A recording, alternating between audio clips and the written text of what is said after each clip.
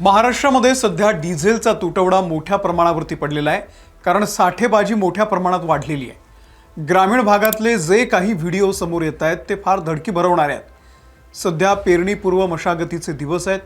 शेतीची बहुतांश कामं ही ट्रॅक्टरमुळे केली जातात, पण डिझेलच मिळत नसल्यानं किंवा या परिस्थितीचा गैरफायदा घेऊन काही लोक डिझेलची साठेबाजी करत असल्यानं गरजू शेतकऱ्यांना डिझेल मिळत नाही आहे आणि त्यामुळे ग्रामीण भागामध्ये सध्या अस्वस्थता वाढलेली आहे। खुद्द मुख्यमंत्र्यांनी आज मीडियाच्या समोर येऊन या साठेबाजारांना इशारा दिलेला आहे। ही परिस्थिती कशामुळे उद्भवलेली आहे, याला नेमकं कोण जबाबदार आहे, हे सविस्तर आपण समजून घेऊयात या व्हिडिओमधून। नमस्कार, मी अमोल केनोळकर, आपण पाहत आहात महाराष्ट्र टाइम्स ऑनलाइन।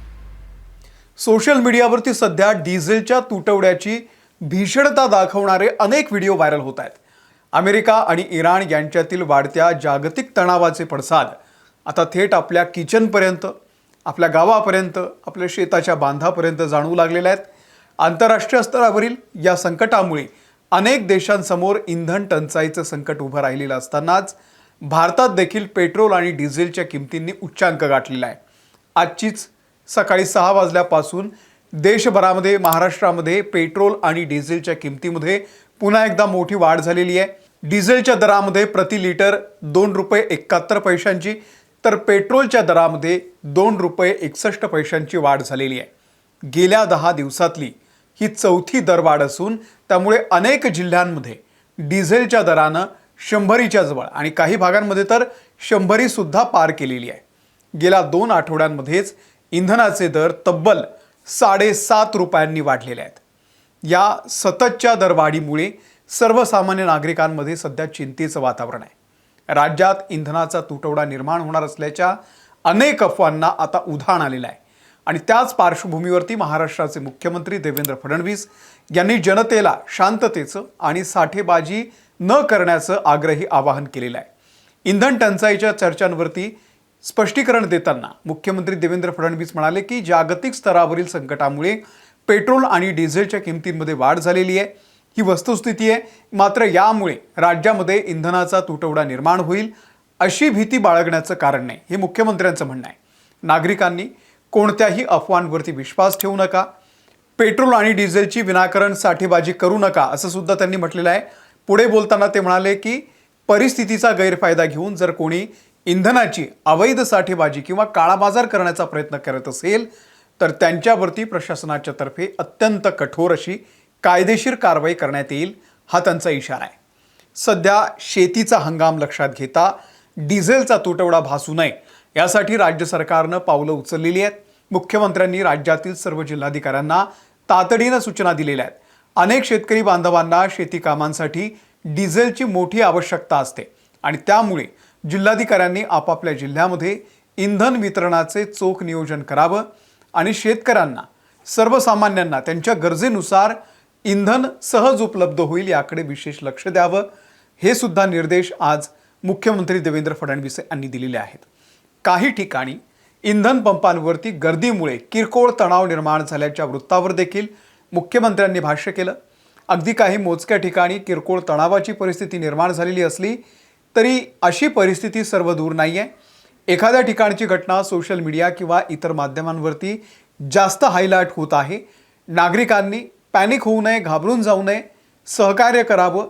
परिस्थिती पूर्णपणे नियंत्रणात आणण्यासाठी सरकार आणि प्रशासन कटिबद्ध असल्याचं सुद्धा त्यांनी जनतेला आता आवाहन केलेलं आहे। काही दिवसांपूर्वीच पंतप्रधान नरेंद्र मोदी यांनी देखील देशवासियांना इंधन बचतीचं आवाहन केलं होतं। त्यामुळे या आंतरराष्ट्रीय घडामोडींमुळे उद्भवलेल्या या परिस्थितीला तोंड देण्यासाठी नागरिकांनी संयम बाळगणं आवश्यक असल्याचं सध्या बोललं जात आहे। हा काळ शेतकऱ्यांसाठी अत्यंत महत्त्वाचा आहे। लक्षात घ्या, जेव्हापासून अक्षय तृतीया संपते तेव्हापासून शेतामध्ये पेरणीच्या आधीची कामं सुरू होतात, म्हणजे नांगरणी असेल, फडणी असेल, कुळवाची कामं असतील, ती सगळी सुरू होतात। आज पारंपरिक बैलजोड्यांची संख्या कमी झालेली आहे। 80 ते 90% कामं, मशागत जी आहे ती ट्रॅक्टरद्वारे केली जाते आणि या आंतरराष्ट्रीय युद्धामुळे भविष्यात डिझेल मिळणार नाही आणि ते अजून महाग होईल या भीतीनं नागरिक, व्यापारी आणि ट्रॅक्टर चालकांनी मोठ्या प्रमाणावरती डिझेलची खरेदी करून ठेवलेली आहे आणि तो साठवून ठेवलेला आहे। मे महिन्याच्या म्हणजे पहिल्या पंधरवाड्यामध्ये राज्यात डिझेलची विक्री साधारणतः 20% वाढलेली आहे.